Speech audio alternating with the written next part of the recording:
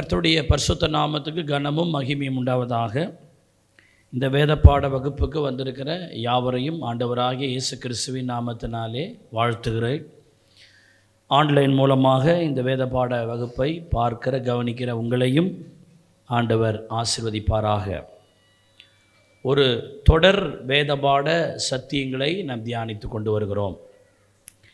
வெளிப்படுத்தின விசேஷம் 2ஆம் அதிகாரம் 5வது வசனத்தினுடைய பிற்பகுதியை நாம் தியானித்து கொண்டு வருகிறோம்.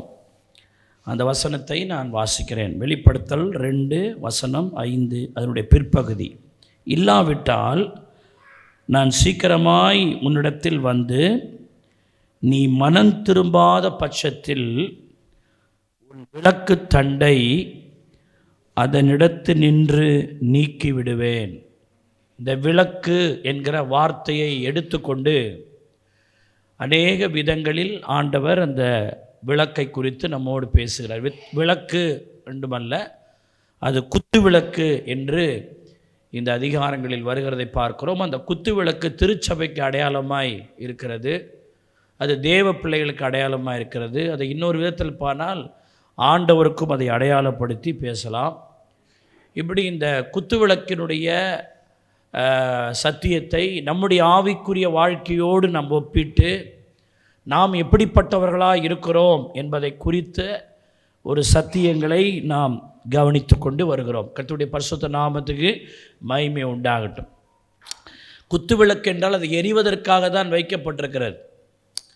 ஆகவே குத்துவிளக்கை போன்ற சபை, குத்துவிளக்கை போன்ற விசுவாசி, குத்துவிளக்கை போல நம்முடைய ஆவிக்குரிய வாழ்க்கை என்பது எரிந்து பிரகாசிக்கிற ஒரு ஜீவியமாக நம்முடைய ஜீவியம் இருக்க வேண்டும். இல்லாவிட்டால் குத்துவிளக்கு என்ற பெயருக்கு அர்த்தம் இல்லாமல் போய்விடும். சோத்திரிக்கிறோம். அல்லேலூயா. இல்லாவிட்டால் நீ மனம் திரும்பாத பட்சத்தில் உன் விளக்கு தண்டை என்று சொல்லுகிறார். எபேசு சபைக்கு அந்த வார்த்தை வருகிறது. அன்றைக்கு எபேசு சபையை பார்த்து உன் விளக்கு தண்டை அப்படின்னு சொல்கிற மாதிரி இன்றைக்கி நம்முடைய சபையும் நம்மையும் பார்த்து கர்த்தர் அப்படி சொல்லுகிறார். சோத்திரம். நான் விரும்புகிற மனம் திரும்புதலுக்கு நீ வா, இல்லாவிட்டால் நீ சோத்தரிக்கிறோம். அந்த எபேசு சபைக்கு ஆண்டவர் சொன்ன வார்த்தை நமக்கு சொல்லிவிடாதபடி, அன்றைக்கு எபேசு சபைக்கு சொன்னார் இதற்கும் எனக்கும் என்ன என்று இல்லாதபடி அதை நாமும் இப்பொழுது படிக்கிறோம். ஆகவே நம்முடைய சபைக்கும் கர்த்தர் அதை சொல்லுகிறார். அல்லேலூயா. சரி, இன்றைக்கி இந்த விளக்கை குறித்து இன்னொரு கோணத்தில் நம்ம பார்க்கலாம். என்னாகம புஸ்தகம் 8வது அதிகாரம், என்னாகம புஸ்தகம் 8வது அதிகாரம் 4வது வசனத்தினுடைய பிற்பகுதியை நான் வாசிக்கிறேன், கவனியுங்கள். என்னாகமம் 8:4. கர்த்தர் மோசேவுக்கு காண்பித்த மாதிரியின் படியே அவன் குத்து விளக்கை உண்டாக்கினான் அப்படின்னு வார்த்தை வருதுங்களா உங்கள் பைபிளில்? கர்த்தர் மோசேவுக்கு காண்பித்த மாதிரியின்படியே. இந்த மாதிரியின்படியேனா ஆங்கிலத்தில் பேட்டர்ன்னு சொல்லுவாங்க. ஒன்றை பார்த்து இன்னொன்று செய்கிறது பேட்டர்ன் அப்படின்னு சொல்லுவாங்க. அப்போது ஆண்டவர் ஒரு பேட்டர்னை காட்டியிருக்கிறார் மோசேவுக்கு. இந்த பேட்டர்னில் இந்த மாதிரியின்படி குத்து விளக்கை நீ உண்டாக்கணும். குத்து விளக்குன்னு நீ ஒரு பேட்டர்ன் போட்டுற போகிறப்பா, நான் இப்போ ஒரு பேட்டர்ன் காட்டுறேன்ல, அதனுடைய உயரம் எப்படி இருக்கணும், அதனுடைய அகலம் எப்படி இருக்கணும், அது எதில் செய்யப்படணும், அதனுடைய ஷேப் எப்படி இருக்கணும்னு நான் உனக்கு ஒரு பேட்டர்ன் காட்டுறேன்ல, பேட்டர்ன். அந்த பேட்டர்ன் படி, அந்த மாதிரியின்படியே குத்து விளக்கு என்ன செய்யணும், நீ செய்யணும் என்று அதிலே நீ சுயமாக டிசைனை என்ன செஞ்சிடாத, கொண்டு வந்துடாத. சபைக்குள்ளே ஆசரிப்பு கூடாரத்தில் வைக்கப்படுகிற இந்த குத்து விளக்கு நான் காண்பிக்கிற இந்த பேட்டர்னில், இந்த மாதிரியின்படி அதை நீ உண்டாக்க வேண்டும் என்று சொல்லியிருந்தார். மோசே அப்படியே உண்டாக்கினான். ஆமென்னு சொல்லுங்க. அல்லேலூயா. அப்போ குத்து விளக்கு என்பது தேவனின் மாதிரியின்படி இருக்கணும். இப்படித்தான் இருக்க வேண்டும்னா அப்படித்தான் இருக்கணும். ஏன் அப்படி இருக்கக்கூடாதுன்னு கேள்வி வரக்கூடாது ஆவிக்குரிய வாழ்க்கையில். ஆண்டவர் நீ இப்படித்தான் இருக்கணும், இப்படித்தான் பேசணும், இப்படித்தான் வாழணும், இப்படித்தான் பார்க்கணும், இப்படித்தான் சிந்திக்கணும்னு கர்த்தர் நமக்கு ஒரு பேட்டர்ன் கொடுத்துருந்தா அதில் தான் நம்முடைய ஆவிக்குரிய வாழ்க்கை இருக்கணும். அந்த கோட்லேருந்து மாறக்கூடாது, அந்த சத்தியத்திலிருந்து மாறக்கூடாது, அந்த உபதேசத்திலிருந்து மாறக்கூடாது. நிறைய பேர் இன்றைக்கு நூதனமான காரியங்களை கொண்டு வராங்க. கர்த்தர் சொல்லாதது, கர்த்தர் பேசாதது, கர்த்தர் விரும்பாத காரியங்களை எல்லாம் இன்னைக்கு சபைக்குள்ள கொண்டு வராங்க. இல்லை, ஆண்டவர் என்ன பேட்டர்ன் சொல்லியிருக்கிறாரோ, எந்த மாதிரியின்படி நம்முடைய ஜீவியம் இருக்க வேண்டும் என்று சொல்லுகிறாரோ, அப்படிப்பட்ட குத்து விளக்காய் இருந்தால் நாம் பிரகாசிக்கிறவர்களாக இருப்போம். ஆமென் என்ன சொல்லுங்க. அல்லேலூயா. அப்போ இதை நம்ம ரொம்ப கொஞ்சம் டீப்பாக தியானிக்கலாம், சோத்தரிக்கணும். அப்போ குத்து விளக்கு ஆண்டவர் காட்டின அந்த மாதிரியின்படி உண்டாக்கணும்னு மோசேவுக்கு சொன்னார். யோவான் 13:15 வேதம் சொல்லுகிறது, நான் உங்களுக்கு செய்தது போல நீங்களும் செய்யும்படி உங்களுக்கு மாதிரியை காண்பித்தேன் என்று சொல்லுகிறார். மாதிரியை காண்பித்தேன். நீங்கள் எப்படி வாழணும், என்ன செய்யணும், என்ன செய்யக்கூடாது, எப்படி செய்யணும்னு நான் உங்களுக்கு ஒரு மாதிரியை காண்பித்தேன் அல்லவா? அந்த மாதிரி நான் எதற்கு காண்பித்தேன் என்றால், நீங்களும் அப்படியே செய்ய வேண்டும் என்று நான் மாதிரியை காண்பித்தேன் சொன்னார்ல இயேசுநாதர். சீஷர்களுக்கு ஒரு மாதிரியை காண்பித்தார். மாதிரியை காண்பித்து, இப்படித்தான் நீங்கள் செய்யணும், உங்கள் இஷ்டத்துக்கு நீங்கள் நடக்கக்கூடாது. என்னுடைய சீஷர்களாக, என்னுடைய பிள்ளைகளாக இருக்கிற நீங்கள், நான் உங்களுக்கு எப்படி மாதிரியை காண்பித்தேனோ அப்படித்தான் நீங்கள் செய்யணும் அப்படின்னு ஆண்டவர் சொல்கிறார். இது மாதிரி தான் ஒரு மாதிரியை ஆண்டவர் மோசேவுக்கு காண்பித்து, இந்த மாதிரி தான் குத்து விளக்க செய்யணும் அப்படின்னு சொன்னார். அப்படியானால் இயேசுவின் மாடலை நாம் கற்றுக்கொண்டு, அந்த இயேசு நமக்கு காண்பித்த அந்த மாடலாக நம்முடைய லைஃப்பை நம்ம அமைக்கணும். சோத்திர உலகம் சொல்கிற மாடலில் நம்முடைய இருக்கக்கூடாது. உலகம் சொல்கிற பேட்டர்ன் நமக்குள்ளே வந்துடக்கூடாது. இயேசுவின் மாடல் தான் நம்முடைய மாடலாக இருக்கணும். ஆமென் சொல்லுங்க. ஆண்டவர் இந்த உலகத்தில் 33.5 ஆண்டுகள் வாழ்ந்தார். அதில் 3.5 ஆண்டுகள் நமக்கு மாடலாகவே அவர் வாழ்ந்து காட்டினார். 33.5 ஆண்டுகள் ஞானசானம் எடுத்தது, பரிசுத்தமாய் வாழ்ந்தது, அவர் பேசின விதம், அவர் நடந்த விதம், அருமையானவர்களே, நமக்கு மாடலாகத்தான் அந்த 3 வருஷம் அவர் வாழ்ந்தார். சோத்திரிக்கிறோம். இயேசு எப்படி வாழ்ந்தார், எப்படி பேசினார் என்பதை நீங்கள் சுவிசேஷங்களில், நடவடிக்கைகளில் வாசிக்கும் போது ஆண்டவருடைய வாழ்க்கையை நமக்கு ஒரு மாடலாக வச்சுட்டு போயிருக்கிறார். அதான் நம்முடைய மாடல். ஆமென் சொல்லுங்க. ஆமாம், உலகத்தில் ஒரு மாடல் சொல்லுவாங்க, உலகத்தில் ஒரு நீதியை சொல்லுவாங்க, உலகத்தில் இதுதான் நல்லது, அதுதான் நல்லதுன்னு சொல்லுவாங்க. அது எங்கள் மாடல் கிடையாது. எங்கள் மாடல் இயேசுவின் மாடல் தான் எங்கள் மாடல். அல்லேலூயா. ஆண்டவர் சொன்னார், சதுசேயருடைய பரிசேயருடைய நீதியை பார்க்கலாம், நான் உங்களுக்கு கற்றுக் கொடுத்த நீதியின்படி நீங்கள் வாழணும். அல்லேலூயா. ஆமாம், பைபிள் சொல்லுகிறது, மனுஷனுக்கு செம்மையாய் தோன்றுகிற வழி செம்மையா தோணும், ஆனால் அது மரண வழியாக இருக்கணும் பைபிள் போட்டிருக்கிறது. பைபிள் சொல்லுகிறது, மனுஷனுக்கு நீதியாய் தெரிகிறதெல்லாம் ஆண்டவருடைய பார்வையில் அழுக்கான கந்தையாக இருக்கிறது என்று பைபிள் சொல்லுகிறது. அல்லேலூயா. பரலோகத்தில் இருக்கிற உங்கள் பிதா பூர்ண சர்க்குணராக இருக்கிறது போல நீங்களும் எப்படிப்பட்டவளாக இருக்கணும்? பூர்ண சர்க்குணராக இருக்கணும். இயேசுவின் மாடல் தான் நம்முடைய மாடலாக இருக்கணும். உலகத்தில் சொல்லுவான், கொட்ட கொட்ட குனிறவன் முட்டாள்னு. ஆனால் ஆண்டவர் சொல்கிறாரு, ஒரு கண்ணத்தை உனக்கு அடித்தானா இன்னொரு கணத்தை காட்டக்கூடிய அளவிற்கு உனக்கு பொறுமை இருக்கணும்னு சொல்கிறாரு. இது உலக நீதிக்கு ஒத்து போகாது தான். ஆனால் நம்முடைய மாடல் இயேசுவின் மாடல், நம்முடைய மாடல். அல்லேலூயா. 1 பேதுரு 1:16 சொல்லுது, ஆண்டவர் சொல்கிறாரு, நான் பரிசுத்த. இதான் ஆண்டவருடைய மாடல். ஆகையால் நீங்களும் பரிசுத்தராயிருங்கள் என்று எழுதியிருக்கிறதே. இந்த பூமியிலெல்லாம் பரிசுத்தமாக வாழ முடியாது பாஸ்டர் அப்படின்னு நம்ம சொன்னால், ஆண்டவர் சொன்னார், நான் இந்த உலகத்தில் வாழ்ந்தபோது பரிசுத்தராய் வாழ்ந்தேன். ஆகையால் நீங்களும் எப்படிப்பட்டவளாக தான் இருக்கணும்? பரிசுத்தராக தான் இருக்கணும் அப்படின்றார். 1 யோவான் 3:3 பாருங்க, ஆண்டவருடைய பேட்டர்ன் எப்படி இருக்குன்னு. அவர் சுத்தமுள்ளவராய் இருக்கிறது போல தன்னையும் சுத்திகரித்து கொள்ளுகிறான். ஆண்டவர் சுத்தமுள்ளவர்னா அவருடைய பேட்டர்னை, அவருடைய மாடலை ஃபாலோ பண்ணுற நாமும் சுத்தமுள்ளவர்களாகத்தான் இருக்கணும். 1 யோவான் 3:7 பாருங்க, அவர் நீதி உள்ளவராய் இருக்கிறது போல தானும் நீதி உள்ளவனாய் இருக்கிறான். ஆண்டவர் ரைச்சஸ்னஸோடு இருக்கிறார்னா நாம் அந்த ரைச்சஸ்னஸை ஃபாலோ பண்ணணும். என் பேட்டர்ன் எனக்குன்னு ஒரு பேட்டர்ன் இல்லை, இயேசுவின் பேட்டர்ன் தான் என்னுடைய பேட்டர்ன். ஆண்டவருடைய மாதிரி தான் என்னுடைய மாதிரி. யோவான் 17வது அதிகாரத்தில் 14வது வசனமும் 16வது வசனத்தையும் நீங்கள் வாசி பார்த்தீங்கன்னா, நான் உலகத்தான் அல்லாதது போல நீங்களும் உலகத்தானா இருக்கக்கூடாதுன்னு சொல்கிறார். உலகத்தில் தான் நம்ம வாழறோம், ஆனால் உலகத்தானாய் வாழக்கூடாது. புரியுதா உங்களுக்கு? உலகத்தில் வாழ்கிறோம், ஆனால் யாராய் வாழக்கூடாது, உலகத்தானாய் வாழக்கூடாது. ஆண்டவர் சொன்னார், நான் உலகத்தில் வந்தேன், ஆனால் உலகம் என்னிடத்தில் இல்லை. அதுபோல என்னுடைய பிள்ளைகளாகிய நீங்களும் இந்த உலகத்தில் வாழ்ந்தாலும் உலகத்தானுக்குரிய காரியங்கள் உங்களுக்குள்ள என்ன செய்யக்கூடாது. உலகத்துக்குன்னு ஒரு பழக்க வழக்கம் இருக்குது, உலகத்துக்குன்னு ஒரு நீதியை வச்சிருக்கிறாங்க, உலகத்துக்குன்னு ஒன்று சொல்கிறாங்க.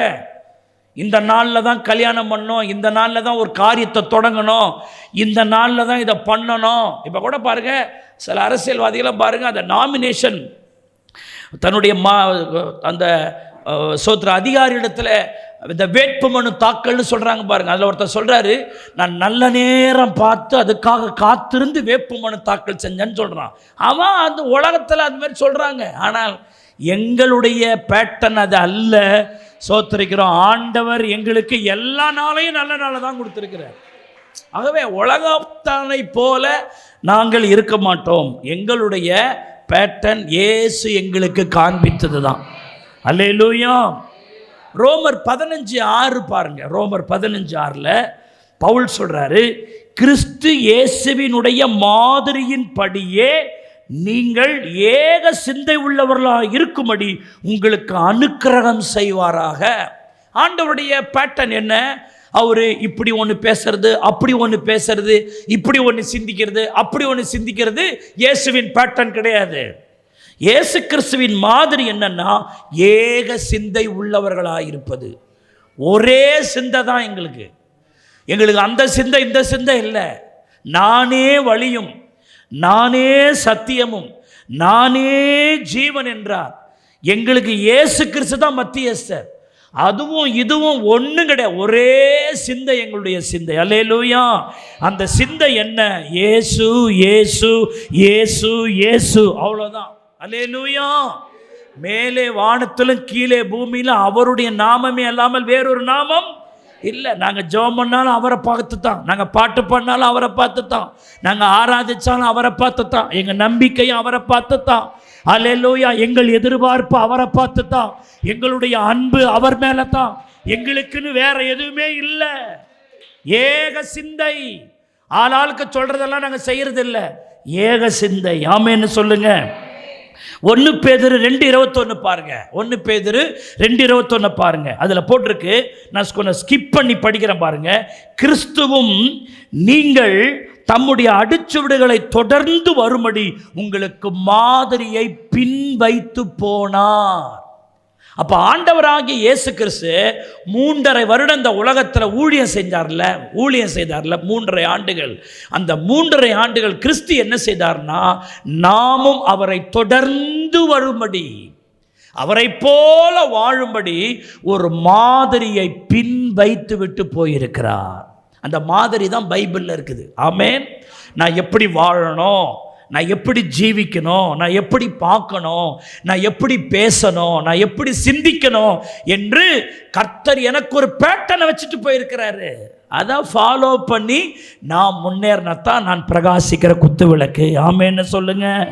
அல்லேலூயா, அல்லேலூயா. எல்லாரும் சொல்லுங்கள், நாங்கள் எப்படிப்பட்ட குத்து விளக்கு என்றால், நாங்கள் எப்படிப்பட்ட குத்து விளக்கா இருக்க வேண்டும் என்று கர்த்தர் மாதிரியை காண்பித்தாரோ அந்த மாதிரியான குத்து விளக்குகளாய் இருக்கிறோம். கைதட்டி கர்த்தரை ஸ்தோத்திரம் பண்ணுங்க. அல்லேலூயா. அப்போ அந்த மாதிரி ரொம்ப முக்கியம். ஸ்தோத்திரிக்கிறோம். கர்த்தருடைய பரிசுத்த நாமத்துக்கு மகிமையும் கனமும் உண்டாவதாக. அல்லேலூயா. பாருங்க, 1 தீமோத்தேயு 4:12 அப்போஸ்தலனாகிய பவுல் தன்னுடைய உடன் ஊழியக்காரனாகிய சகோதர தீமோத்தேயுவுக்கு ஆலோசனை சொல்லும்போது, உன் இளமையை குறித்து ஒருவன் அசட்டை பண்ணாதபடிக்கு நீ வார்த்தையிலும் நடக்கையிலும் அன்பிலும் ஆவியிலும் விசுவாசத்திலும் கற்பிலும், விசுவாசிகளுக்கு எப்படிப்பட்டவனாயிரு? மாதிரியாயிரு. நீ மாதிரியாயிரு. அப்போஸ்தலனாகிய பவுல் தீத்துவுக்கு எழுதும்போது, தீத்து 2:7 சொல்லுகிறது, நீயே எல்லாவற்றிலும் உன்னை நற்கிரியைகளுக்கு மாதிரியாய் காண்பித்து. நற்கிரியைகளுக்கு எப்படி காண்பித்து? மாதிரியா காண்பித்து. செஞ்சா இந்த பிரதர் செஞ்ச மாதிரி நம்மளும் செய்யணும்யா அப்படின்னு நற்கிரியைகளை செய்வதற்கு நாம் மற்றவர்களுக்கு எக்ஸாம்பிளாக, மாதிரியாக நாம் இருக்க வேண்டும். ஆமென் சொல்லுங்க. அல்லேலூயா. அப்போ நம்முடைய மாதிரி எப்படி இருக்குது கொஞ்சம் யோசிச்சு பாருங்க. அவ குத்து விளக்கு என்றால் என்ன? ஆண்டவர் மோசேவுக்கு ஒரு மாதிரியை காண்பித்தார். ஒரு மலையில் 40 நாள் உபவாசம் இருந்தார்ல, ஒரு பேட்டர்னே காட்டியிருக்கிறார். அங்கே ஆசரிப்பு கூடாரம் எப்படி இருக்கணும், அங்கே இருக்கிற மேஜை எப்படி இருக்கணும், அங்கே இருக்கிற பலகைகள் எப்படி வைக்கப்படணும், அதன் திரைகள் எப்படி இருக்கணும், பிரகாரம் எப்படி இருக்கணும், பரிசுத்த ஸ்தலம் எப்படி இருக்கணும், மகா பரிசுத்த ஸ்தலம் எப்படி இருக்கணும், வெண்கல கடல் தொட்டி எப்படி இருக்கணும், தூபபீடம் எப்படி இருக்கணும், கேருபீன்களை எப்படி செட் பண்ணணும், எல்லாத்துறையும் மாதிரியை காண்பித்தது போல அந்த குத்து விளக்கை குறித்து ஒரு மாதிரியை காண்பித்திருக்கிறார்.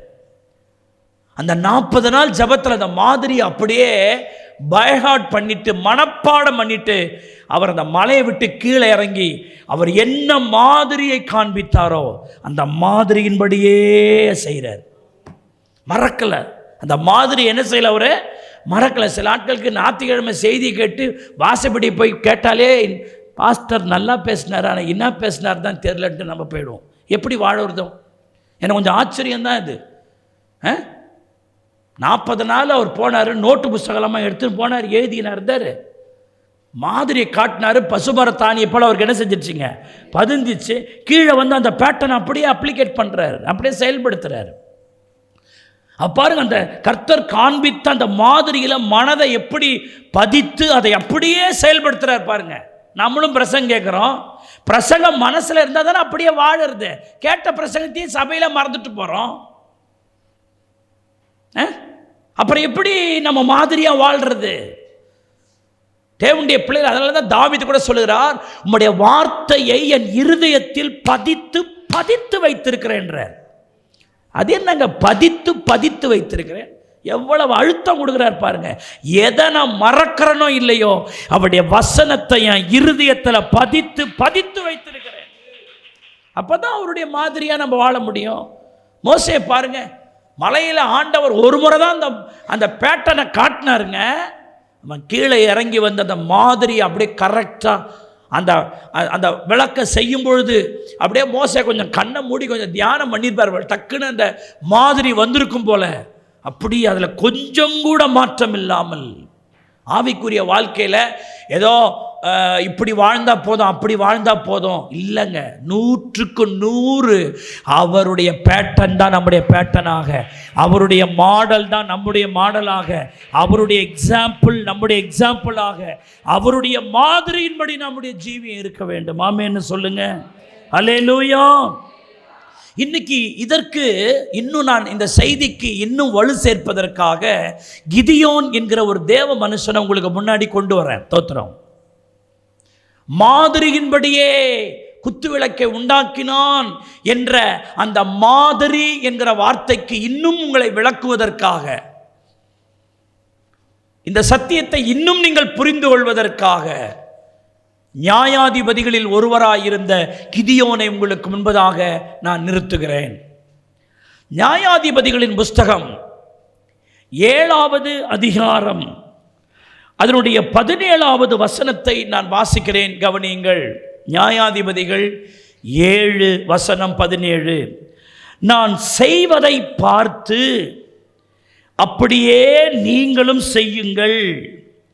இதோ நான் பாளையத்தின் முனையில் வந்திருக்கும் போது நான் எப்படி செய்கிறேனோ அப்படியே நீங்களும் செய்யுங்கள். இந்த வசனம் உங்கள் வேதத்தில் இருக்குதுங்களாங்க? நான் செய்வதை பார்த்து அப்படியே நீங்களும் செய்யுங்கள். இதோ நான் பாளையத்தின் முன்னணியில் வந்திருக்கும் போது நான் எப்படி செய்கிறேனோ அப்படியே நீங்களும் செய்யுங்கள். கிதியோன் தனக்கு கீழே இருக்கிற 300 பேருக்கு அவன் மாதிரியாக நிற்கிறான். கடைசி கால எழுப்புதலிலே நீங்களும் நானும் பயன்படுத்தப்பட வேண்டுமானால் நாம் அநேகருக்கு மாதிரியாக இருக்க வேண்டும்.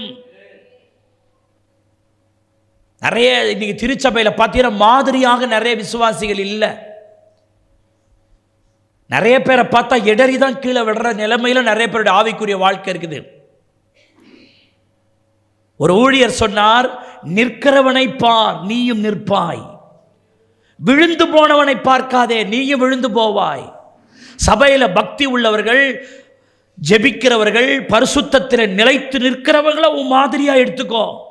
அப்படி இப்படிமா இருக்கிற விசுவாசின்ற பேர்ல இருக்கிற ஆட்களை உன் மாதிரியா எடுக்காத. இன்றைக்கு நீங்கள் உங்கள் குடும்பத்திற்கு மாதிரியா இருக்கணும். சபையில் நீங்க மாதிரியா இருக்கணும். உங்களை பார்த்து அநேகர் கர்த்தருக்கு அடுத்தவைகளை கற்றுக்கொள்ளக்கூடிய அளவிற்கு மாதிரியா நீங்க இருந்தா தான் நீங்கள் பிரகாசிக்கிற குத்து விளக்கு. கைதட்டி ஆமேன்னு சொல்லுங்க. நிறைய பேருடைய வாழ்க்கையை பார்த்து நிறைய பேர் இடறாங்கன்னா அவங்க நல்ல குத்து விளக்கு இல்லை. அவங்களுடைய பேச்சை பார்த்து இடறி போயிடுறாங்க. அவங்களுடைய சோத்திரம் நடவடிக்கைகளை பார்த்து இடறி போறாங்க. சபையில் உங்களை பார்த்து மற்றவங்க இடறாங்களா அல்லது உங்களை பார்த்து மற்றவர்கள் கற்றுக்கொள்றாங்களான்னு கொஞ்சம் யோசிச்சு பாருங்க. நீங்கள் யாரா இருக்கிறீர்கள்? கிறிஸ்துவின் மாதிரியாக நீங்கள் இருப்பீர்களானால் உங்களை பார்த்து மற்றவர்கள் பக்தி விருத்தி அடைய வேண்டுமே ஒழிய உங்களை பார்த்து இடறக்கூடாது. வார்த்தையிலும் நடக்கையிலும் அன்பிலும் கற்பிலும் விசுவாசத்திலும் நீங்களும் நானும் மாதிரிகளாக இருக்க வேண்டும். ஆமென்னு சொல்லுங்க. அல்லேலூயா. எல்லாருமா சத்தமா சொல்லுங்க. ஒருவனும் என்னை அசட்டை பண்ணாதபடிக்கு வார்த்தையிலும் நடக்கையிலும் விசுவாசத்திலும் அன்பிலும் கற்பிலும் நான் மற்றவர்களுக்கு மாதிரியாக, உதாரணமாக, எடுத்துக்காட்டாக நான் இருக்க வேண்டும். கைகளை தட்டி கர்த்தரை ஸ்தோத்திரம் பண்ணுவோமாக. ஹல்லேலூயா. ஆவிக்குரிய வாழ்க்கையில செய்யும் போது நம்மளை எல்லாரும் கவனிக்கிறாங்கங்கிற அந்த பயபக்தியோடு பேசணும், வாழணும். வீடா இருந்தாலும் தெருவா இருந்தாலும் சபையா இருந்தாலும் கோபத்தை கொப்பளிச்சிடக்கூடாது. நிறைய பேருக்கு பார்த்தீங்கன்னா அந்த கோபம் வந்துச்சுன்னா தன் பக்கத்தில் யார் இருக்கா, நான் யார், எனக்கு முன்னே இருக்கிறவங்க யாரு, நான் எந்த இடத்தில் இருக்கிறேன், அந்த ஒரு கணம் அதை மறந்துடுவாங்க. மறந்து பேச வேண்டியதெல்லாம் பேசிடுவாங்க. அதுக்கப்புறம் வருந்தி என்ன புண்ணியம்? சாட்சி போச்சே. அப்புறம் அந்த சாட்சியை எப்படி வாங்குறது நம்ம?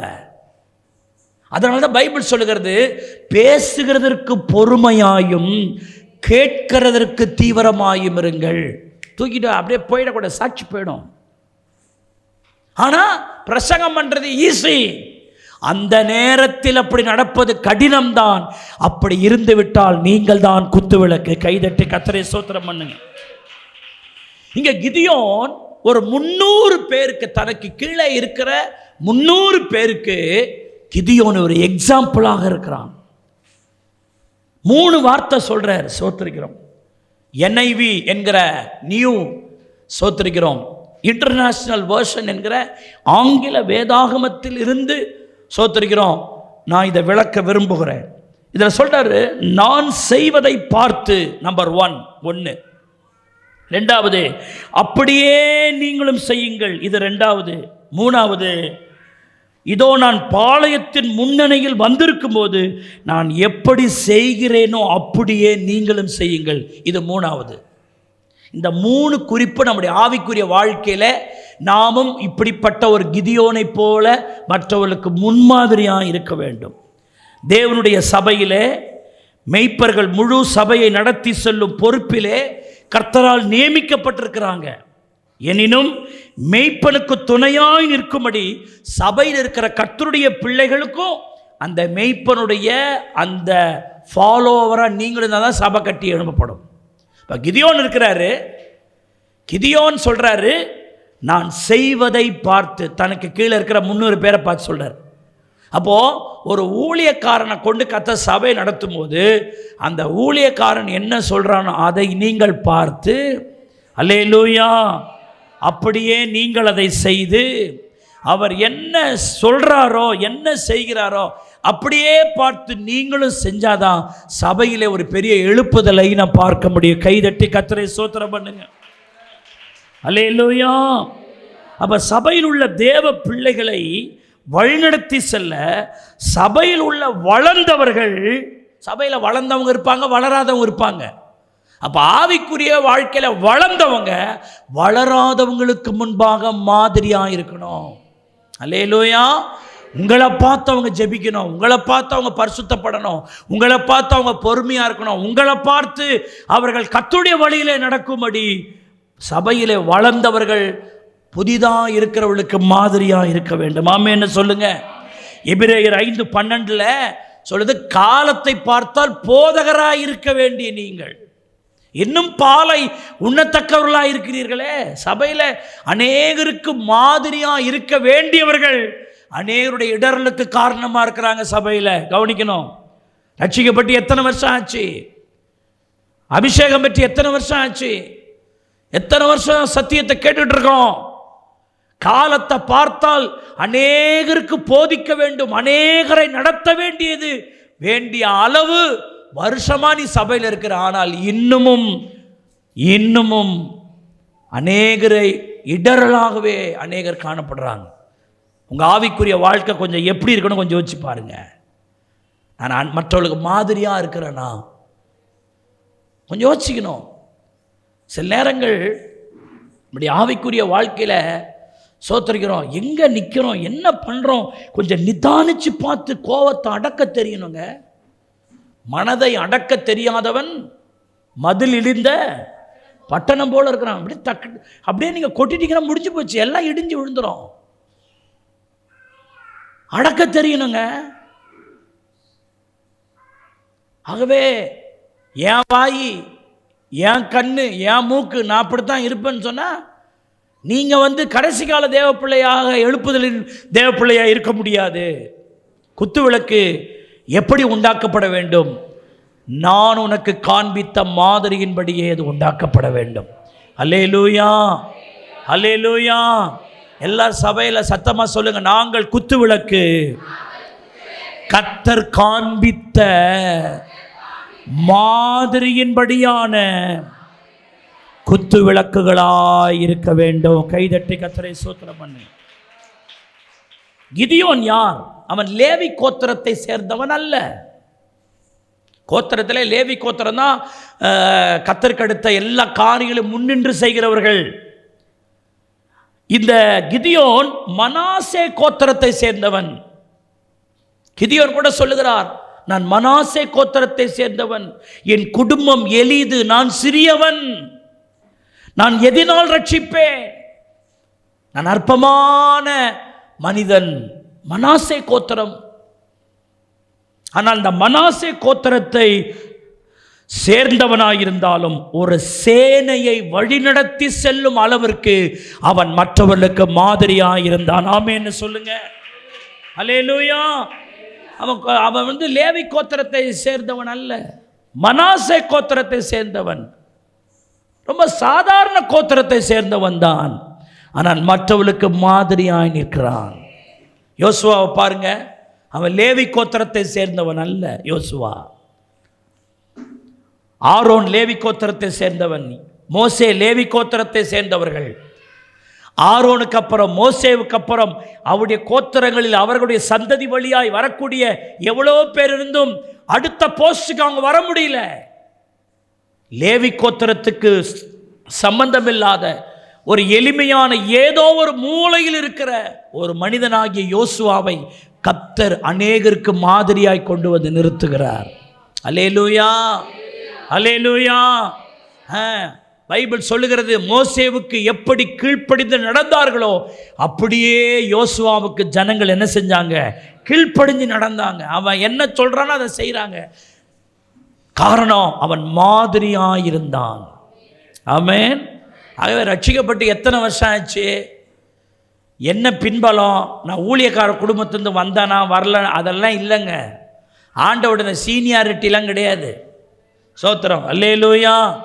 யார் யார் அர்ப்பணிக்கப்பட்ட இருதயம் இருக்குதோ, உண்மை உள்ள இருதயம் இருக்குதோ, தேவன் சொன்னபடி வாழ வேண்டும் என்கிற கரிசனை இருக்குதோ, அவங்களை யாரானாலும் கர்த்தர் அவளை பயன்படுத்துவார். அல்லேலூயா. ஆவிக்குரிய வாழ்க்கையில் பாருங்க, ஈசாயினுடைய வீட்டில் 8 பிள்ளைங்க, 7 பேர் நல்ல கவர்மெண்ட் உத்தியோகத்தில் இருக்கிறான், பார்க்கறதுக்கு நல்ல அழகா இருக்கான். ஆனால் அத்தனை பேருடைய இருதயம் தேவன் விரும்பக்கூடிய இருதயமா இல்லை. ஆனால் ஆடு மேய்க்கிறவனா இருந்தாலும் அவனுடைய இருதயம் தேவனுடைய இருதயத்தை போல இருந்ததுனால கர்த்தர் அவனை தெரிந்து கொள்ளுகிறதை நான் வேதத்தில் வாசிக்கிறோம். ஆகவே நம்முடைய ஆவிக்குரிய வாழ்க்கை மாதிரியின் வாழ்க்கையா இருக்கணும். ஆமென்னு சொல்லுங்க. அல்லேலூயா. முதல் குறிப்பு, இந்த நியாயாதிபதிகள் 7:17 முதல் வார்த்தை, சோத்திருக்கிறோம், நான் செய்வதை பார்த்து, வாட்ச் மீ, என்னை பார்த்து. அந்த வேர்டை கவனிக்கணும். வாட்ச் மீ, என்னை பார்த்து. அதான் முதல் குறிப்பு. சபையில் இருக்கும் தேவனுடைய பிள்ளைகள் என்னை பார், என்னை கவனித்து பார் என்று சொல்லக்கூடிய தகுதி உள்ளவர்களாய் சபையில் நாம் இருக்கணும். என்ன பாரு, என்னை கவனிச்சு பாரு அப்படின்னு சொல்லக்கூடிய தைரியமும் தெம்பும் யோக்கியதையும் உள்ளவர்களாக இந்த கடைசி காலத்தில் நாம் இருக்கணும். கிறிஸ்துவை பார் என்று சொல்லும் ஆவிக்குரிய ஜீவியம் மட்டுமல்ல, நல்லா கவனிக்கணும். கிறிஸ்துவின் ஜீவியத்தை பார் என்று சொல்லுகிற ஆவிக்குரிய அனுபவம் மட்டுமல்ல, தேவனுடைய சபையில் என்னை கவனித்து பார் என்று சொல்லுகிற தலைவர்களை கர்த்தர் தேடுகிறார். அல்லேலூயா. இயேசுவின் பிள்ளைன்னு சொல்றாங்க. அடா எப்படி நடக்கிறாங்க பார். சிலவங்களாம் சொல்லுவாங்க, இவங்களை பார்த்து தாங்க நான் சபைக்கே வந்தேன்னுவாங்க. கவனிச்சிருக்கீங்களா? எனக்கு வியாதியும் கிடையாது, எனக்கு அற்புதம் ஆண்டவர் ஒன்றும் செய்யலை, நான் அப்படிலாம் சபைக்கு வரலைங்க. இந்த பக்கத்து வீட்டுக்காரங்களை பார்த்தேன், இவங்களை பார்த்தே இந்த இயேசுவை நாம ஏன் ஏற்றுக்கொள்ளக்கூடாதுன்னு நான் சபைக்கு அப்படி தாங்க வந்தேன் அப்படின்னு சொன்ன எத்தனையோ சாட்சிகளை நான் கேள்விப்பட்டிருக்கிறேன். சமீபத்தில் கூட ஒரு தாயார் வந்தாங்க சபைக்கு. எத்தனையோ வருஷமாக இந்த சபையில் உள்ளவர்கள் என்னை சபைக்கு வர வேண்டும் என்று சத்தியத்தை எல்லாம் சொன்னார்கள். வருகிறேன் வருகிறேன் என்று சொன்னேன், ஆனால் நான் வரவில்லை. ஆனால் ஒரு சகோதரியை சுட்டி காட்டி சொன்னார்கள். இந்த சகோதரி இந்து மார்க்கத்தில் இருந்தவர்கள், ஆனால் இவங்க புதிதாக இப்பொழுது இந்த சபைக்கு வந்து கொண்டிருக்கிறார்கள். அவர்கள் என்னிடம் பார்த்து, நீ வா சர்ச்சுக்கு வா, ஆண்டவர் உனக்கு அற்புதம் செய்வார்னாங்க. நான் அவர்களுடைய வாழ்க்கையை பார்த்து நான் இன்றைக்கு சபைக்கு வந்திருக்கிறேன்னு சொல்றாங்க. அப்போ ஆவிக்குரிய வாழ்க்கையில் என்னை பார், நான் சொல்றது விளங்குதா விளங்கலையா உங்களுக்கு?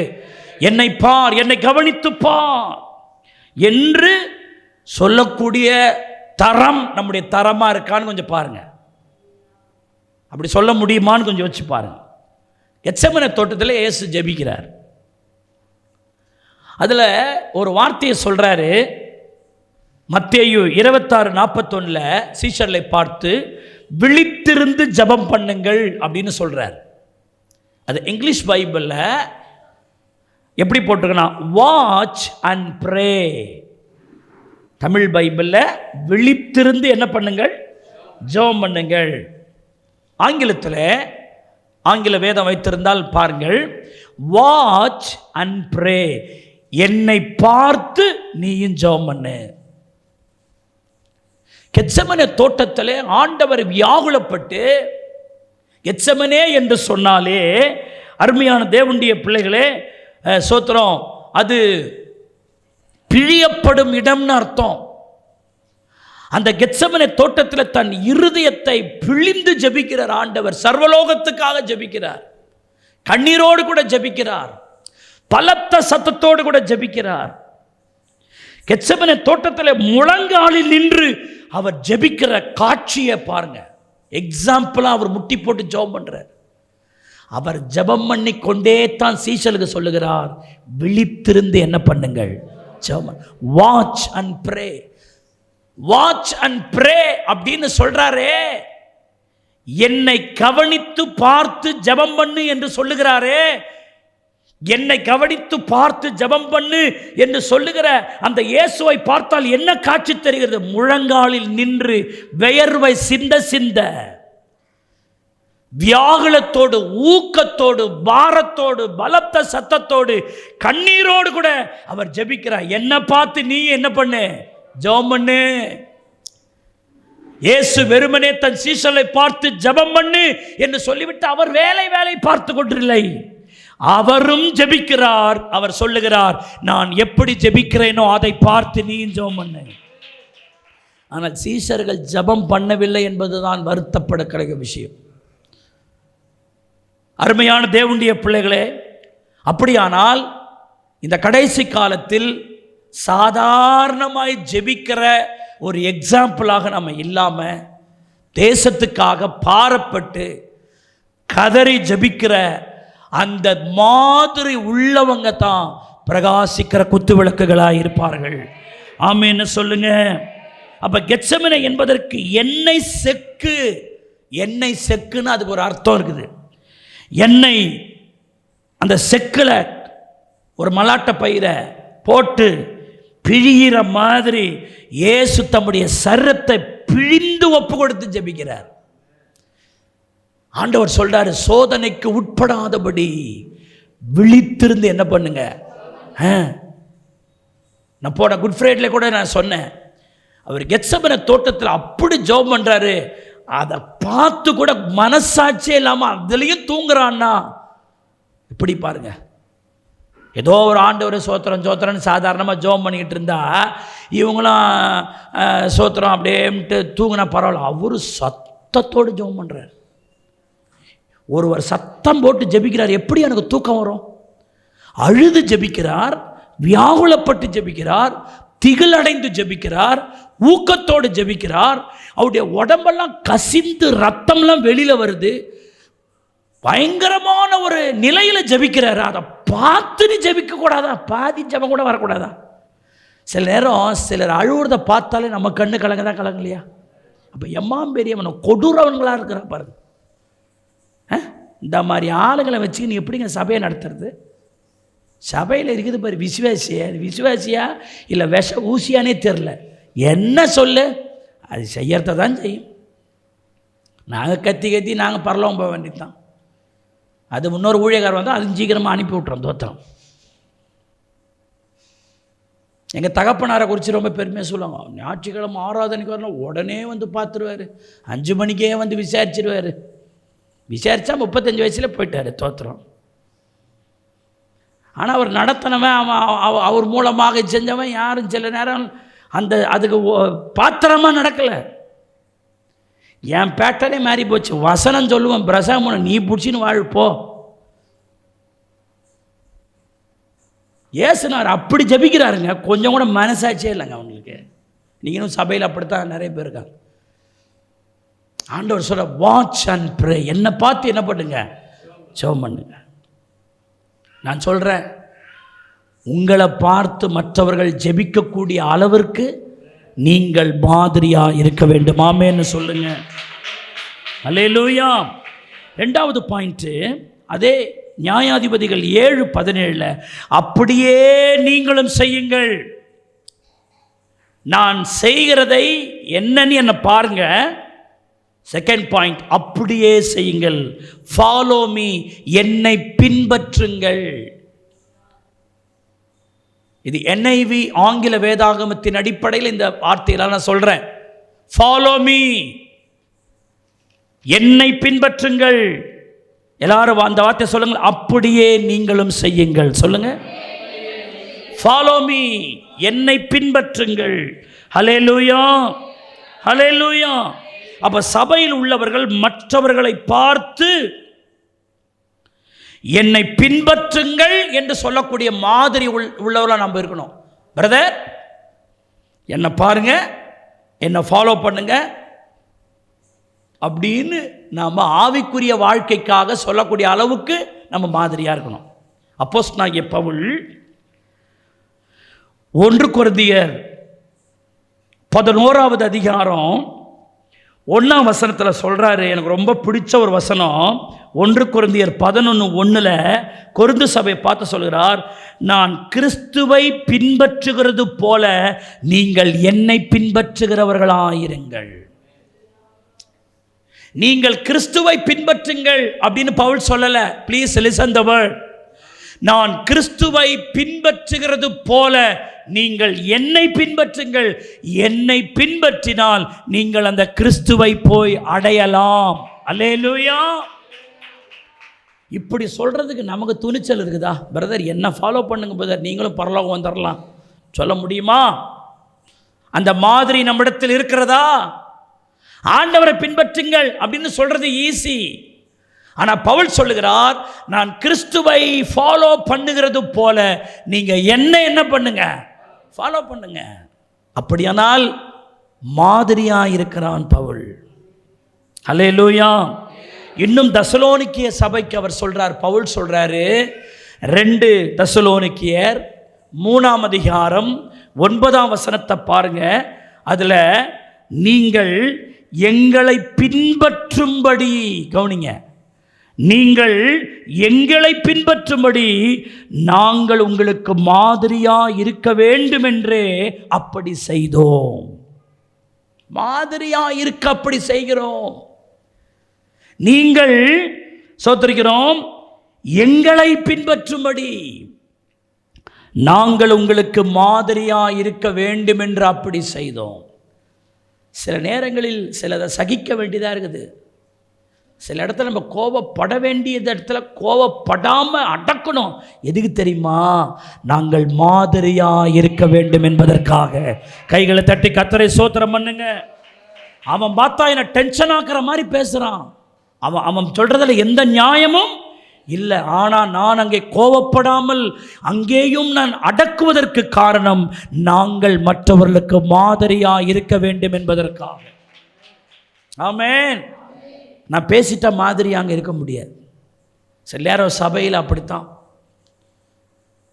சில நேரங்கள் நியாயமாக பார்த்தா அப்படிலாம் நம்ம இருக்கவே முடியாது.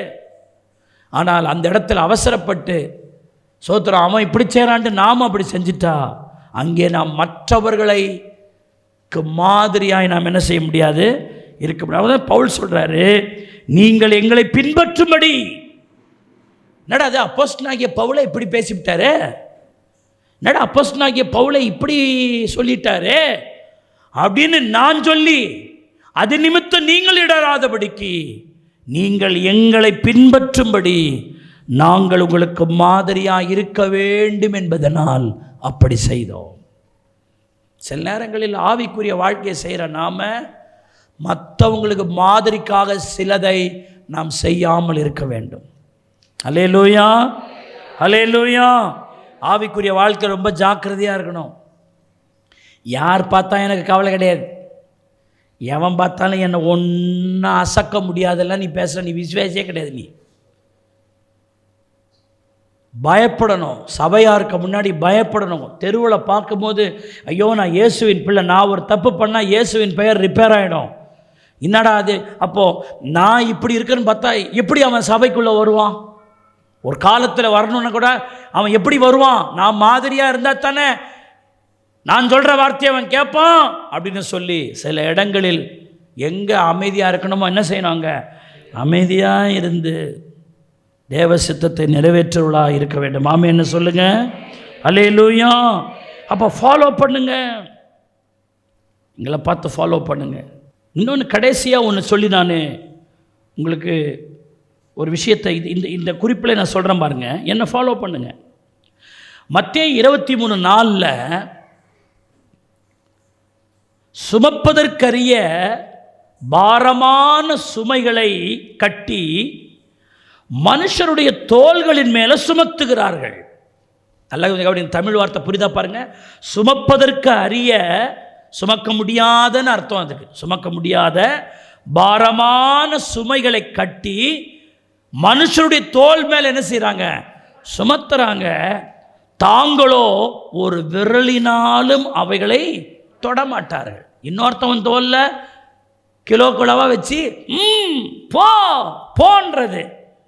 ஆனால் இவன் சுண்டி விரலில் கூட ஒன்றத்தையும் என்ன செய்ய மாட்டான், தொடக்கூட மாட்டான். ஆனால் இன்னொருத்தவன் ஷோல்டரில் தூக்கி பாரத்தை வைக்கிறான்.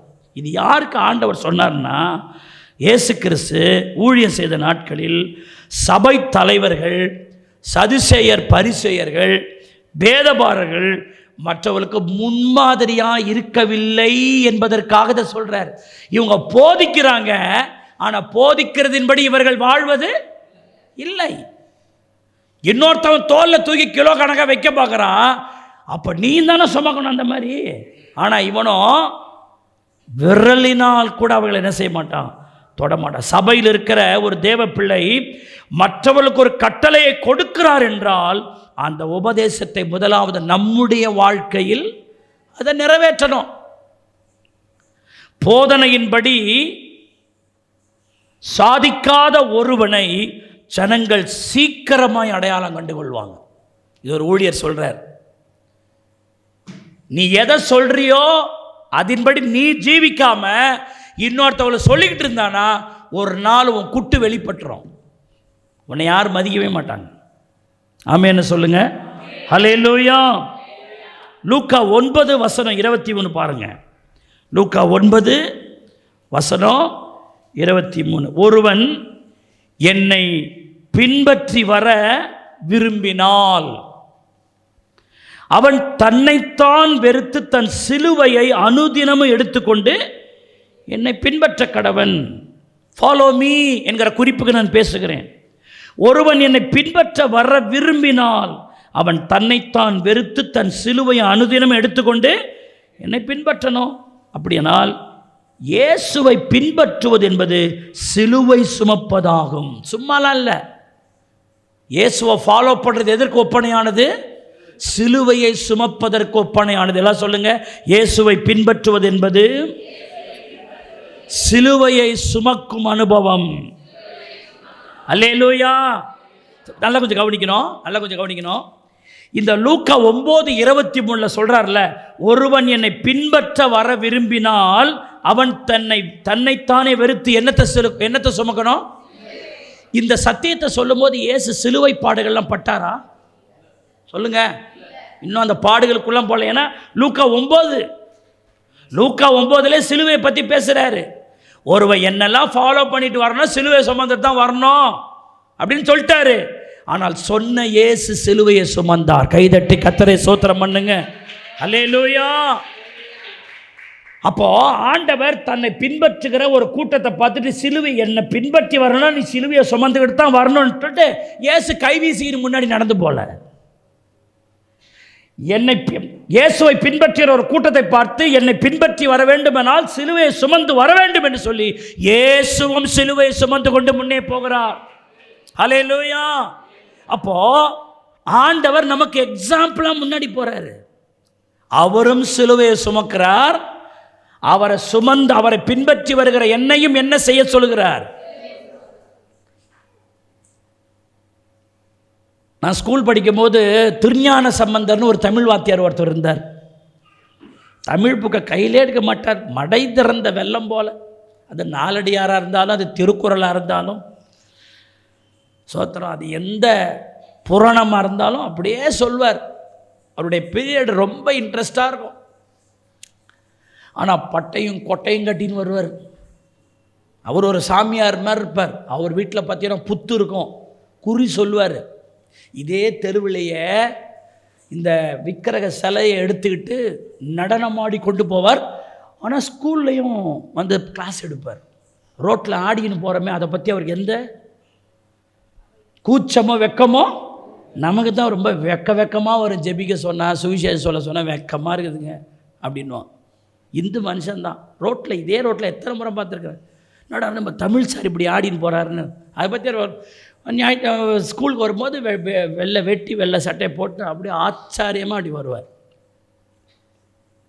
ஆனால் அவர் ஒரு முறை பைபிள் ஒரு இருக்குமாப்பா அப்படின்னு ஒரு முறை கேட்டார். அவ்வளோதான். அப்புறம் சப்ளை பண்ணினே இருக்கிற பார் தோத்திரம். அப்போது நிறைய புக்ஸு அதெல்லாம் நிறைய கொடுப்பேன். அவர் ஆர்வமாக வாங்குவார். ஒரு நாள் அந்த தமிழ் வாத்தியார் கிளாஸ் எடுக்கும்போது சொல்கிறாரு, இயேசு பிரானை எனக்கு ரொம்ப பிடிக்கும். ஏன்னா எல்லா மதங்களும் நல்ல போதனையை தான் சொல்லுது. ஆனால் இயேசு எனக்கு ஏன் ரொம்ப பிடிக்கும்னா, அவர் எதெல்லாம் ஜனங்களுக்கு சொன்னாரோ அதன்படியே வாழ்ந்து காட்டினார்னு சொன்னார். அல்லேலூயா. இதை ஒரு கிறிஸ்தவன் சொல்லியிருந்தா என் மனசில் பதிஞ்சிருக்காரு. நான் 4வது படிக்கும்போது, 5வது படிக்கும்போது, 6வது படிக்கும்போது சொன்ன வார்த்தை இன்னும் ஞாபகத்தில் இருக்குது. இயேசுவை எனக்கு ஏன் பிடிக்கும்னா, அவர் எதெல்லாம் போதனையாக போதித்தாரோ அதன்படியே அவர் என்ன செய்தார்? வாழ்ந்து காட்டார். மற்ற மார்க்கங்கள் எல்லாம் போதித்தன, ஆனால் போதித்தபடியே அவைகளெல்லாம் வாழ்ந்தார்களா என்று தெரியவில்லை. ஆனால் இயேசு போதித்தபடியே வாழ்ந்து காட்டினார்னு சொன்னார். அல்லேலூயா. அப்போ இயேசு சிலுவையை சுமந்துக்கிட்டு என்னை பின்பற்றி வரணும் அப்படின்னு சொன்னவர் சிலுவையை சுமந்து போனார். கைதட்டி ஆமென் என்ன சொல்லுங்க. அப்போ சிலுவை சுமத்தல் என்றால் என்ன? கிறிஸ்துவுக்காக நிந்தையை சகிப்பது, பாடை அனுபவிப்பது, அவமானத்தை எண்ணாமல் இருப்பது, வியர்வை தேவைப்படுமானால் இரத்தத்தை கூட சிந்தக்கூடிய நிலை, பரியாசம் பண்ணப்படுதல், சமுதாயத்தில் உங்களை வெறுப்பாங்க, ஒதுக்கி தள்ளுவாங்க, கிறிஸ்துவின் நிமித்தம் நீங்கள் பகைக்கப்பட வேண்டியது வரும். ஆனாலும் அந்த சிலுவையை கீழே போடாமல் அதை சுமந்து கொண்டு இயேசுவுக்கு பின்னாக செல்றது. அல்லேலூயா. அந்த சிலுவை வேணான்னு தூக்கி படைச்சிட்டு போயிடலாம். ஆனால் இயேசுவின் சீசனாக இருக்க முடியாது. அந்த சிலுவை இருக்கும்போது பரியாசம், அவமானம், நிந்த, தொத்திரம், கோவப்பட முடியாது, எதிர்த்து பேச முடியாது. சொல்லுவான், நீலாம் ஒரு சபைக்கு போகிற ஆள் இப்படி பேசுறியன்றான். ஆனால் சோத்திரம் சிலுவையில் ஏசுறார், தொங்குறார். எவனோ என்னென்னமோ சொல்கிறான். தேவக்குமார் நான் கீழே இறங்கி வாடா, அப்படிறா இப்பட்றா என்னென்னமோ சொல்கிறான். ஒன்றத்தையும் அவருக்கு பதில் கொடுக்காம அந்த சிலுவையில் கேட்டும் கேட்காத மாதிரி தொங்குகிறார். சில நேரம் சிலுவை சொல்லும் போது அந்த மாதிரி பேசுவாங்க. சவுலை குறித்து சொல்லப்பட்டது போல கேளாதவனை போல கடந்து போகணும். கைதட்டி கர்த்தரை ஸ்தோத்திரம் பண்ணும். அதுக்கெல்லாம் நின்று வீர வசனம்லாம் பேசிக்கிட்டு இருக்கக்கூடாது. ஸ்தோத்திரம். நீங்கள் சிலுவையை சுமந்தவர்கள் தானா, அல்லது சிலுவையை சுமக்க விருப்பம் உள்ளவர்கள் தானா? சிலுவையை சுமந்தவர்களே தனக்கு கீழ் உள்ளவர்களை பார்த்து என்னை பின்பற்றி வா என்று சொல்லும் தகுதியை உடையவர்கள் அவங்க தான். சிலுவையை சுமந்துக்கிட்டு இருக்கிற ஒரு விசுவாசி தான் இன்னொரு விசுவாசியை பார்த்து என்னை பின்பற்றி வான்னு சொல்ல முடியும். ஆமென் சொல்லுங்க. அல்லேலூயா. எல்லாம் சொல்லுங்க. சிலுவையை சுமக்கிறவராக நான் இருந்தால் தான் நான் மற்றவர்களை பார்த்து என்னை பின்பற்று என்று சொல்ல முடியும். ஹல்லேலூயா. 3வது ஒன்று சொல்லி நான் முடிச்சிடுறேன். Do exactly as what I shall do. முன்மாதிரி உள்ள செயல்கள். தமிழில் முன்மாதிரி உள்ள செயல்கள். Do exactly as what I shall do. இந்த வசனத்தில் பிற்பகுதி, அடுத்த பகுதி, இதோ நான் பாளையத்தின் முன்னணையில் வந்திருக்கும் போது நான் எப்படி செய்கிறேனோ அப்படியே நீங்கள் செய்யுங்கள். Do exactly. நான் என்ன செய்கிறேனோ வேற விதமா இல்லை, அதே பேட்டர்னில் எக்ஸாக்டாக what I shall do. நான் எப்படி செய்கிறேனோ அப்படியே நீ என்ன செய். ஆமென் சொல்லுங்க. நீ வேற ஒன்றும் செய்யாத. கிதியோன் அதான் சொல்றார், நான் பானையை உடைச்சா நீயே என்ன உட, பானையை உட. நான் தீபத்தை தூக்கி காட்டினா நீ என்ன காட்டு, தீபத்தை காட்டு. நான் என்ன பண்ணுறேன்னு என்ன பாரு, நான் செய்யறத பார்த்து நீ அப்படியே செய். அப்போ நம்முடைய செயல்கள் முன்மாதிரி உள்ள செயல்களாக இருக்கணும். மொட்டைத்தலை உள்ளவன் முடி வளர்க்கும் தைலத்தை விற்றுக்கிட்டே போனான். ஊர் காரி மொழியாது. அவனை தலையில் ஒரு மயிறு இல்லை, ஒரு முடியும் இல்லை, தோத்திரம். ஆனால் அவன் என்ன விற்றுன்னு போனான்? தைலம் வாங்கலையோ, தைலம் இதை வாங்கினா அவங்களுக்கு அடர்த்தியாக வரும், நீட்டாக வளரும்னு விற்றுட்டு போனால் எல்லாரும் சிரிக்க மாட்டாங்க அவனை பார்த்து. அப்படியானால் என் செயலும் என் ஜீவியமும் சரியில்லைன்னா என்னை யாரும் என்ன செய்ய மாட்டாங்க? மதிக்க மாட்டாங்க. நான் என்ன செய்கிறனோ அப்படியே. மத்தேயு 15:14 அவர்கள் குருடருக்கு வழிகாட்டுகிற குருடராக இருக்கிறார்கள். குருடனுக்கு குருடன் வழிகாட்டினால் இருவரும் குழியில் விழுவார்கள். நாம் செயல்படுகிறதை பார்த்து மற்றவர்கள் செயல்படும்படி நம்முடைய செயல்கள் இருக்கணும். எல்லாம் சொல்லுங்க, நான் செயல்படுகிறதை பார்த்து மற்றவர்கள் செயல்படும்படி என்னுடைய செயல்கள் இருக்க வேண்டும். ஹல்லேலூயா. உங்களுடைய தலைமை பாஸ்டர் எங்களுக்கு சொல்லி கொடுத்தாரு, அதை பெருக்க, அதை தொட, அதை தூக்கு அப்படின்னு நீ சொல்லாத. நீ தொடப்பத்தை எடுத்து நீ பெருக்கு. நீ தொடப்பத்தை எடுத்து நீ பெருக்கிறத பார்த்து இன்னொருவன் என்ன செய்யணும்? அதை பெருக்கணும். நிறைய பேர் இந்த மேனேஜர் வேலை நல்லா பண்ணுவாங்க, அதை எடுத்து பெருக்கு. இவன் ஒரு கசங்கியே இருக்காது, அவன் மாப்பிள்ளை நின்று அத்தை செய்ய இத்தை செய்யணும், அதெல்லாம் உருப்படாத ஆளுங்க. அதெல்லாம் நீ தொடப்பத்தை எடுத்து என்ன செய்யணும்? பெருக்கணும். இன்னும் அது உன்னதத்திலிருந்து வந்துடு ஆளா நீ தொடப்பத்தை எடுத்து பெருக்கணும். உன்னை பார்த்துட்டு எங்க நான் பெருக்கிறேங்க அப்படின்னு சொல்லும்படி உன் செயல்கள் இன்னொருவருக்கு முன்மாதிரியாக இருக்கணும். புரியுதுங்களா? ஆகவே செயல் எப்படி இருக்கணும், அதான் முக்கியம். ஆமென் சொல்லுங்க. ஹல்லேலூயா. நான் நிறைய பேர் வந்து இன்னொருத்தவங்களுக்கு ஆர்டர் போடுற மாதிரி தான் இருப்பாங்க. இவங்க ஒன்றுத்தையும் குனிஞ்சு என்ன செய்ய மாட்டாங்க? செய்ய மாட்டாங்க. நீ அதை செய், நீ இதை செய் என்பவர்கள் அல்ல, நம்மை பார்த்து மற்றவர்கள் செய்யணும். அந்த அளவுக்கு நம்ம எக்ஸாம்பிளாக இருக்கணும். அப்படியானால் கிதியோன் 300 பேரை பார்த்து பானையை உட, அதை தூக்கி காட்டு அப்படின்னு இவன் சேரில் உட்காந்துன்னு சொல்லலை. அவன் செய்கிறான், அவன் செய்கிறதை பார்த்து மற்றவர்களும் செய்கிறார்கள். ஒரு குடும்ப தலைவர் அப்படி தான் இருக்கணும். சபையில் வளர்ந்தவங்க அப்படி தான் இருக்கணும். நான் கூட இந்த குழந்தை பிரதிஷ்டையில் இந்த ஒரு வார்த்தையை சொல்வேன், ஜெபம் பண்ணு, ஆலயத்துக்கு போ, அதை செய், இதை செய் என்று சட்டம் போடுகிற ஆசிரியர்களாக பிள்ளை வளரக்கூடாது. நீ ஜெபிக்கிறதை பார்த்து, நீங்கள் ஆலயத்துக்கு போகிறதை பார்த்து, நீங்கள் பரிசுத்தம் உள்ளவர்களாக இருக்கிறதை பார்த்து உங்கள் பிள்ளைகளும் அதை பார்த்து செய்யும்படி ஆசாரியராய் உங்கள் பிள்ளைகளுக்கு இருங்கள். ஒரு நேரம் டாக்டருக்கே அவங்க பையன் ஊசியை போட்டான். ஏன் ஊசியை போட்டான்? அப்பா எல்லாருக்கும் குத்துறதை இவன் பார்த்தான், இவன் எடுத்து யாருக்கே குத்திட்டான்? அப்பாவுக்கே குத்திட்டான். அதை பார்த்துனே இருந்துக்கிறான். அவர் எப்படி பிடிக்கிறாரு, எப்படி வைக்கிறாருன்னு பார்த்து அவர் அசந்திருக்கிற நேரமாக பார்த்து அவருக்கே போட்டு விட்டான். அப்போ அந்த செயல் அவனை அவன் மனசில் செஞ்சுக்குதுங்க, பதிஞ்சிருக்கு. ஹல்லேலூயா.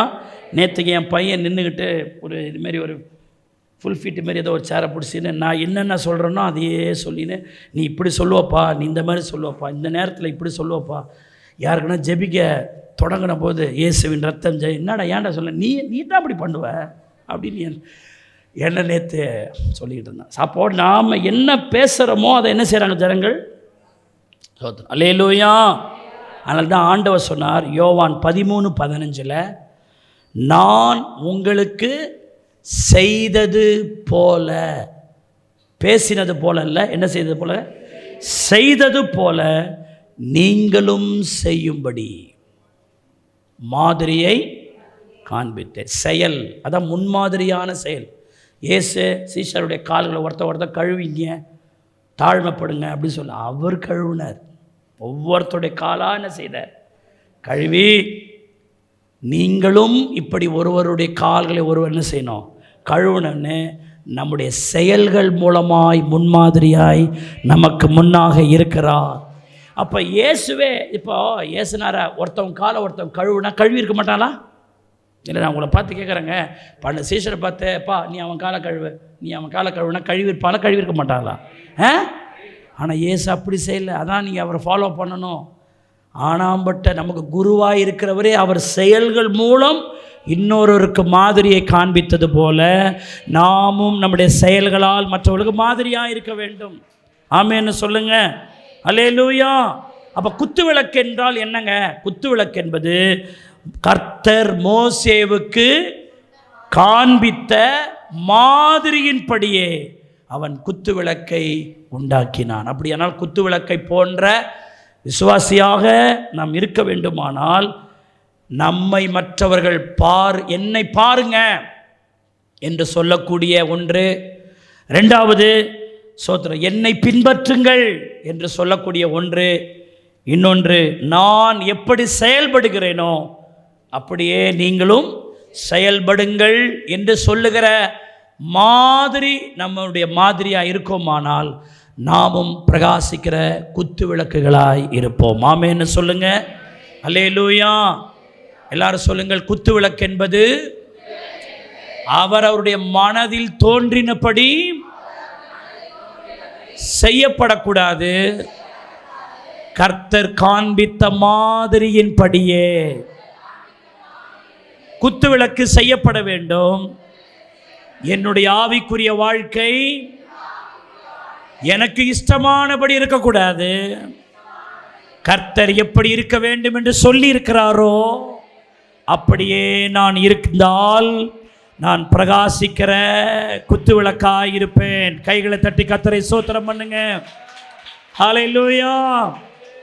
நம்ம எல்லாரும் எழுந்து நிற்போம். Praise the Lord. ஸ்தோத்திரிக்கிறோம். கர்த்தர் சொன்னதான இந்த நல்ல ஆலோசனைகளை நம்முடைய இருதயத்திலே பதித்து, ஆண்டவரே உம்முடைய மாதிரியின்படியே நாங்கள் காணப்படும்படி நீர் எங்கள் வாழ்க்கையில் என்ன சொல்லியிருக்கிறீரோ, எப்படி வாழ சொல்லியிருக்கிறீரோ, எப்படி நடக்க சொல்லியிருக்கிறீரோ, எப்படி பேச சொல்லியிருக்கிறீரோ அப்படிப்பட்டவளாய் இருந்து பிரகாசிக்கிற கர்த்தருடைய பிள்ளைகளாய் எங்களை மாற்றும் என்று எல்லாரும் கரங்களை தட்டி கர்த்தரை ஸ்தோத்திரம் பண்ணுவோம். ஆண்டவரே உம்முடைய மாதிரியின்படியே நாங்கள் இருக்கும்படியாக, ஆண்டவரே உம்முடைய மாதிரியின்படியே நாங்கள் ஜீவிக்கும்படியாக, உம்முடைய ஆண்டவரே மாதிரியின்படியே நாங்கள் வாழும்படியாக எங்களை ஒப்பு கொடுக்கிறோம். ஜெபிப்போம். எங்களை நேசிக்கிற நல்ல பிதாவே, இந்த நல்ல நேரத்திற்காய் ஸ்தோத்திரிக்கிறோம். ஆண்டவரே குத்துவிளக்கு கர்த்தர் காண்பித்த மாதிரியின்படியே செய்யப்பட வேண்டும் என்று நீர் மோசேவுக்கு சொல்லியிருந்தீர். மோசேயும் அப்படியே குத்துவிளக்கை உண்டாக்கினான். நாங்களும் எங்களுடைய ஆவிக்குரிய வாழ்க்கை அவர்கள் சொல்லுகிறதைப் போல, இவர்கள் சொல்லுகிறதைப் போல, எங்கள் மனதில் தோன்றினதைப் போல எங்கள் ஆவிக்குரிய வாழ்க்கையை செய்யாமல், வேதம் எங்களுக்கு என்ன மாதிரியை காண்பித்திருக்கிறதோ, நீர் என்ன மாதிரியை காண்பித்திருக்கிறீரோ அந்த மாதிரியின்படி எங்களுடைய வாழ்க்கை ஜீவியம் இருக்கத்தக்கதாக, அதனால் எங்கள் வாழ்க்கை பிரகாசமாக இருக்கத்தக்கதாக கர்த்தர் எங்களுக்கு கிருபை செய்வீராக. எங்கள் ஆண்டவர் அப்படி செய்தவங்க நல்ல நாமத்தை மகிமைப்படுத்தும். இந்த செய்தியை கேட்ட ஒவ்வொருவரும் இந்த சத்தியத்துக்கு தங்களை ஒப்பு கொடுக்கும்படி, இந்த சத்தியம் அவர்களுக்கு புரியும்படி ஆவியானவர் உதவி செய்வீராக. இயேசுவின் நாமத்தில் ஜெபிக்கிறோம் நல்ல பிதாவே, ஆமென். எல்லாரும் சேர்ந்து சொல்லுவோம். என் ஆத்துமாவே கர்த்தரை ஸ்தோத்திரி, என் முழு உள்ளமே அவருடைய பரிசுத்த நாமத்தை ஸ்தோத்திரி. என் ஆத்துமாவே கர்த்தரை ஸ்தோத்திரி, அவர் செய்த சகல உபகாரங்களையும் மறவாதே. அவரின் அக்கிரமங்களை எல்லாம் மன்னித்து, என் நோய்களை எல்லாம் குணமாக்கி, என் பிராணனை அழிவுக்கு விலக்கி மீட்டு, கிருபையினால் இரக்கங்களினாலும் முடிசூட்டி, நன்மையினால் என் வாயை திருப்தியாக்கி, கழுகு சமானமாய் திரும்ப என் வயதை வால வயது போல் ஆக்குகிறார். நம்முடைய கர்த்தராகிய இயேசு கிறிஸ்துவின் கிருபை, பிதாவாகிய தேவனுடைய அன்பு, பரிசுத்த ஆவியானவருடைய அன்யோன்ய மைக்க சிநேக வழிநடத்தல், பாதுகாப்பு, பராமரிப்பு இன்றும் இன்னும் சதா நாட்கள் கிறிஸ்துவின் அருகே பரியந்தமும் நம் அனைவரோடு கூட இருப்பதாக. ஆமென். அல்லேலூயா, அல்லேலூயா, அல்லேலூயா. அவர் காண்பித்த மாதிரியின்படியே நாம் ஜீவிப்போம், பிரகாசிப்போம். கர்த்தர் உங்களை ஆசீர்வதிப்பாராக. ஆமென், ஆமென்.